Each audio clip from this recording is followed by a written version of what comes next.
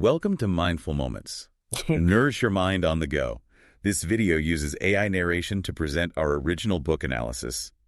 Today, we're diving into Jane Eyre, the iconic novel by Charlotte Brontë. Oh, Jane Eyre. It's such a classic. It really is. We're going to explore the life of this literary heroine, uncover some interesting facts about Charlotte herself, and really dig into the themes that make Jane Eyre such a timeless story. You know, what's fascinating about Jane Eyre is how it blends a coming-of-age narrative with elements of Gothic romance and Charlotte's own life, marked by the tragic loss of her mother and two sisters. It definitely seems to have influenced the themes of loss and resilience you see woven throughout the book. Oh, absolutely. And speaking of resilience, Jane's early life is brutal. The way she's treated at Gateshead by her aunt, Mrs. Reed, is really a stark depiction of childhood neglect. Yeah, I mean the Red Room incident, where she's locked up after a clash with her bullying cousin John. It's particularly chilling. It's our first glimpse into those Gothic elements that run through the story, especially since Jane believes she encounters Mr. Reed's ghost in that very room.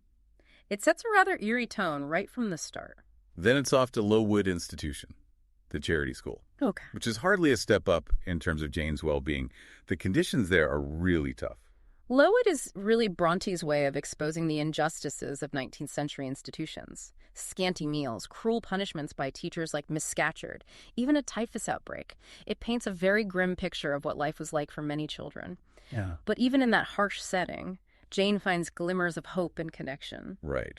Helen Burns, with her unwavering kindness and strong spirit, becomes a truly important figure for Jane. And Miss Temple, with her warmth and intellect, offers a much-needed source of support. These are the relationships that start to shape Jane's moral compass, even as she faces such hardship. You're right, those bonds are key. They show us how human connection can be powerful, even in the darkest of places. Absolutely. But then, we move on to a new chapter in Jane's life, a new setting that brings its own set of complexities. Thornfield Hall, where she becomes a governess and meets the enigmatic Mr. Rochester. Unveiled. That's where things get really interesting. It's a place full of mystery right from the start. There's the strange laughter that Jane keeps hearing, the secrets hidden within the mansion. It all creates this atmosphere of suspense. And then, of course, there's the undeniable chemistry between Jane and Mr. Rochester. Oh, their dynamic is definitely captivating. Their witty exchanges, their shared love of literature. It's clear there's a deep intellectual connection there, but it's also a relationship fraught with power dynamics. Jane, even as she falls for Rochester, refuses to compromise her morals. Right. She's just so strong and independent. She rejects his proposal to become his mistress, even though she loves him. It's a radical stance for a woman in her position at that time. It really speaks volumes about her character and her sense of self-worth. She refuses to be defined by societal expectations or be trapped in a situation that feels morally wrong. Then, of course, comes that dramatic revelation. The existence of Mr. Rochester's wife, Bertha Mason. Oh, talk about a plot twist. Bertha's presence adds this whole other layer of complexity. Right. She becomes this symbol of Rochester's hidden past, the secrets that have been lurking beneath the surface at Thornfield. And for Jane, it's devastating. It forces her to make an incredibly difficult choice. Despite her feelings for Rochester, she can't in good conscience stay with him. It goes against her principles. So she leaves Thornfield heartbroken but resolute. And her journey after that, when she's essentially destitute, really highlights her strength and resilience. It's amazing how she perseveres even in the face of such hardship. It is. She eventually finds refuge at Moor House, home to the Rivers siblings, Diana, Mary, and St. John. This encounter adds another interesting dimension to the story. Diana and Mary provide warmth and kindness, which Jane desperately needs at that point. But St. John presents a different sort of challenge. He's incredibly rigid in his piety, and represents a life path that, for Jane, would mean sacrificing her personal desires for duty and religious devotion. And then comes the biggest surprise of all. They discover that the Rivers siblings are actually Jane's cousins. Talk about a twist of fate. It's a moment that emphasizes the interconnectedness of lives and the unexpected ways our paths can intersect. But it also sets up the next big dilemma Jane faces, St. John's proposal. Which, of course, isn't driven by love, but by a sense of religious obligation.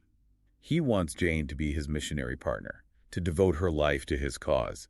It's a proposal that forces her to confront a really difficult question: duty versus personal happiness. It's a choice many of us grapple with in our own lives, isn't it? Should we follow the path that seems expected, the one that might bring us a certain kind of security? Or do we have the courage to forge our own path, even if it's uncertain? Jane's internal struggle here is incredibly relatable. It is. And that's exactly the kind of dilemma that keeps you hooked on Jane Eyre. What happens next? Does Jane choose duty? Does she find a way to reconcile her own desires with the expectations placed upon her? Well, for those answers, you'll have to stay tuned for part 2 of our deep dive into Jane Eyre. So Jane's decision regarding St. John's proposal, it really reveals a lot about her character. Right. She recognizes the nobility of his mission, but she also understands that true fulfillment requires something deeper than just the sense of duty. Yeah. She chooses her own happiness, her own path. Exactly. And it's not an easy choice by any means. She's turning her back on security, a clear role in society. Yeah. But she's also choosing to honor her own heart. Mm-hmm. But just when she makes this decision, something incredible happens. Oh, yeah. Jane hears a mysterious summons, a voice calling to her, and it draws her back to Thornfield. It speaks to the enduring power of their connection. Even though she made the rational choice to leave, there's a part of her that can't let go. Right. And when she returns to Thornfield, she finds it utterly transformed. Utterly transformed. Yeah. I mean, the once grand mansion is now a shell of its former self. Yeah. Ravaged by fire. And Rochester, he's been deeply affected by the tragedy. He's lost his sight, his hand, and to some extent his spirit. Wow. It's a poignant reminder that even those who seem powerful and invincible are vulnerable to fate's twists and turns. Their reunion, despite the tragedy that surrounds it, is incredibly moving. Oh, it really is. It's a testament to the enduring strength of their bond. A connection that goes beyond physical appearances or the social standing. It's about recognizing the essence of a person, the soul beneath the surface. And it's this recognition that allows Jane to finally choose happiness, to choose love. And that ending, despite the hardships that precede it, it's so incredibly satisfying. It really is. Jane and Rochester, two souls who have been through so much, finally find peace and fulfillment together. You know, Jane Eyre is full of such enduring themes. Oh, that's true. The themes of social class, education, love, and morality are as relevant now as they were in Bronte's time. One thing that always strikes me is how Brontë tackles the issue of social class. Jane's journey constantly highlights the inequalities of 19th century England. Yeah. She experiences the limitations placed upon her due to her status as an orphan, a woman, and someone without wealth or connections. And yet she never allows those limitations to define her. She's constantly pushing against those boundaries, challenging the assumptions people make about her. And it's also fascinating how Brontë intertwines the theme of education with Jane's personal growth. You know, for Jane, education isn't just about acquiring knowledge, it's about empowerment. It's about finding her voice and her place in the world. Think about her time at Lowood. It was a harsh environment, but it gave her an intellectual foundation, a way to think critically and independently. Exactly. And that love of learning, that intellectual curiosity, stays with her throughout her life. It becomes a source of solace and strength, especially during those times when she feels isolated or uncertain. Right. And then, of course, there's the theme of love, especially romantic love, which is so central to the novel. Jane's relationship with Rochester is a whirlwind. It's passionate, it's challenging, it's full of obstacles. Definitely. But it's also a love that's built on mutual respect and a deep understanding of each other's flaws and complexities. Right. They both have to confront their pasts, their vulnerabilities, and societal expectations. In order to build a genuine connection, it's not a fairy tale romance. It's messy and complicated. But ultimately, it's incredibly powerful. And let's not forget those Gothic elements, the eerie atmosphere, the mystery, the touches of the supernatural. They all contribute to the novel's haunting beauty. They create this undercurrent of suspense and keep you guessing. The strange laughter at Thornfield, the secrets hidden within those walls, the presence of Bertha Mason, they all tap into those deeper fears and anxieties that we all experience. They remind us that the world is a complex place, full of shadows and secrets, and that even in the midst of darkness, there can be beauty, resilience, and the enduring power of the human spirit to find love and connection. And it's why Jane Eyre continues to resonate with readers today. It's a story about finding your voice, overcoming adversity, and choosing your own path, even when it means defying societal norms. And it's a reminder that love can conquer all, even the deepest wounds and the most challenging circumstances. So for anyone who hasn't yet experienced the magic of Jane Eyre, I urge you to give it a read. It's a story that will stay with you long after you turn the final page. And that concludes part 2 of our deep dive into Jane Eyre. Stay tuned for part 3, where we'll be sharing some fascinating insights into the life of Charlotte Brontë herself. Welcome back to our deep dive into the world of Jane Eyre. So far, we've journeyed with Jane through hardship, heartbreak, and ultimately, the triumph of love. But now let's turn our attention to the brilliant mind behind this timeless novel, Charlotte Brontë.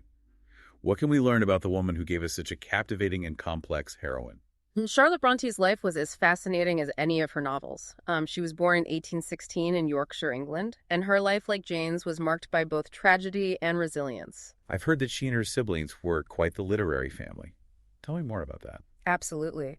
Charlotte, along with her sisters Emily and Anne, all became published authors. It's truly remarkable to think of that much creative talent within one family. Wow. Emily, of course, wrote Wuthering Heights, another classic of English literature, and Anne penned Agnes Grey, which offers a glimpse into the world of governesses, much like Jane Eyre does. Wow. To have three sisters, each producing such powerful and enduring works of literature, what was their childhood like? Sadly, their childhood was overshadowed by loss. They lost their mother at a young age, and two of their elder sisters died while attending a boarding school.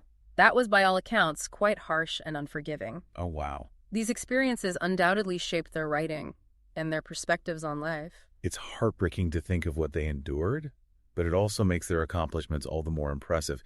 To channel that pain and loss into such incredible works of art is a testament to their strength and creative spirit. It is. And speaking of creative spirit, did you know that Charlotte originally published Jane Eyre under a male pseudonym? Right. She used the name Currer Bell. Why would she do that? Well, in the 19th century, it was incredibly difficult for women to be taken seriously as authors. Publishing under a male pen name allowed Charlotte to bypass those prejudices and have her work judged on its merit, rather than her gender. It's a stark reminder of the barriers women faced in the literary world at that time. And yet Jane Eyre became a sensation, even with that initial attempt to conceal Charlotte's true identity. It speaks volumes about the power of her storytelling. It does. Jane Eyre resonated with readers because it offered something truly new and groundbreaking. A strong, independent female protagonist who dared to challenge societal norms and make her own choices. Jane's journey of self-discovery, her courage in the face of hardship, her unwavering pursuit of love and happiness, it all continues to inspire readers centuries later. And it all stemmed from the brilliant mind of Charlotte Brontë. Charlotte's legacy extends far beyond the pages of Jane Eyre. She helped pave the way for other women writers and inspired generations of readers to embrace their individuality and fight for their own happiness. So if you haven't yet experienced the magic of Jane Eyre, I urge you to pick up a copy and embark on this unforgettable journey with Jane. It's a story that will stay with you long after you turn the final page. We have a link below for you to purchase the book and discover its rich layers for yourself. And don't forget to subscribe to our channel for more insightful deep dives into the world of literature. Until next time, keep those mindful moments going and nourish your mind on the go